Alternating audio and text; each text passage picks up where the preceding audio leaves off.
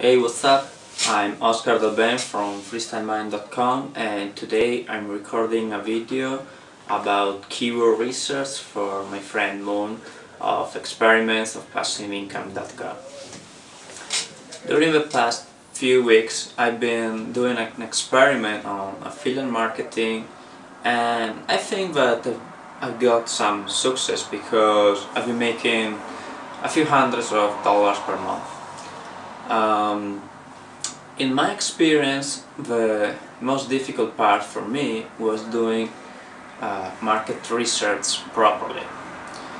When I first started out, I thought that knowing how to rank was the most difficult part, but that's possible using some tricks that I'm going to tell you later. But the most important thing is to do market research right. How do you do market research right? The first thing is that you must concentrate on something that you love. I've been creating a few websites. Some of them were existing websites that I already had and I started to promote in some way, and others were brand new websites. In my experience, you can only succeed if you care about something. So when I created a website around solar panels, I didn't make any money from it, and the reason is that I don't really care about it, so it was impossible for me to spend hours to work on it. So my best advice is to find something that you love. In order to find something that you love, the best way is to start with a list. I generally start with a list of 10 or 15 things that I care about, and after I've done that list, I start my keyword research around it. So I know that whatever I find, it will be about something that I love. So for me, it's not just affiliate marketing, but it's also something that I care. So something that I can safely promote with my name and that I'm proud of. So that's very important, and I think it's the difference between succeeding and failing in this stuff. So as I said, I usually start with a list. I write it on paper or on my computer, it doesn't matter, and at that point I try to find if there is a market for it. So let's say that one of my elements is Ruby programming. That's because I'm a programmer, so it's easier for me to go with this example, but everything is the same. At this point, I would probably go to Google Keyword Tools and try to come up with related keywords to Ruby programming. So in reality, I'm using another tool for keyword research, but this tool uses the Google Keyword Tool, so it's the same.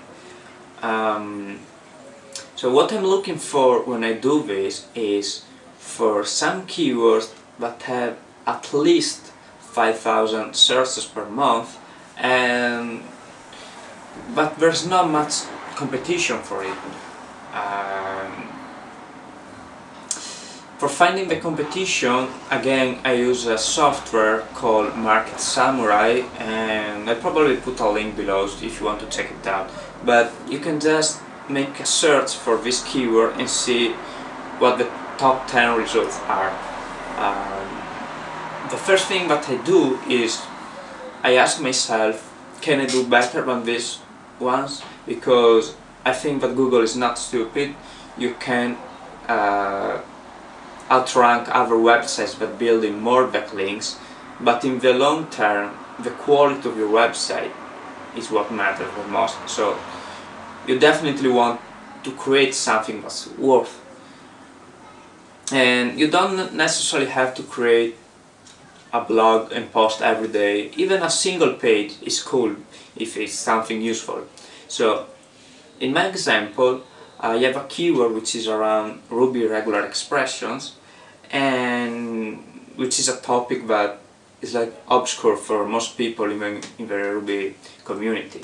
So I created a tool that people can use, and it's only a one page, so it's nothing. I built in probably 10 hours and it's done. I mean, so when I know that I can do better than the websites, another thing that I do is I check the number of backlinks that they already have, because if the first or the second position is from a website that has thousands of backlinks, it will be harder to rank for it, at least in the short term.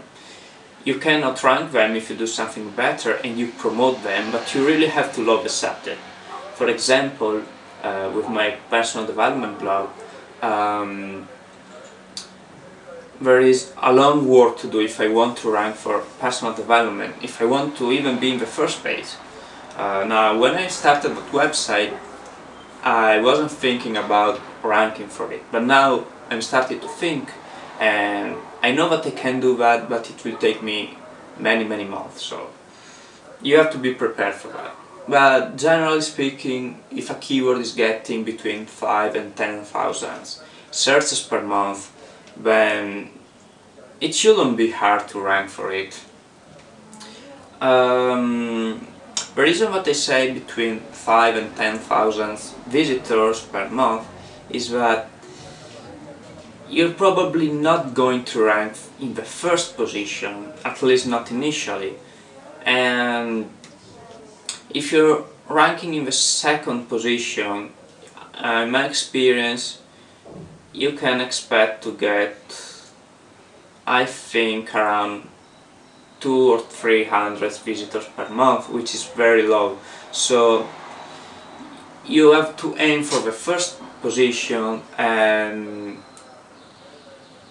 you also need to find a market.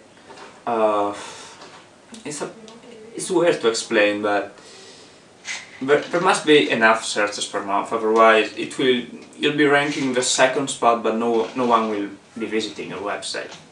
But don't worry about that, because you'll also get traffic for related search. So when I know that it's something that I love, people are searching for it, and I can do better than the other website. The final step for me is I go to ClickBank and I search for related products to promote. You'll not always find something on ClickBank, because for some needs there are not many products available. So when I first created my website on Ruby Regular Expressions, there wasn't a product to promote.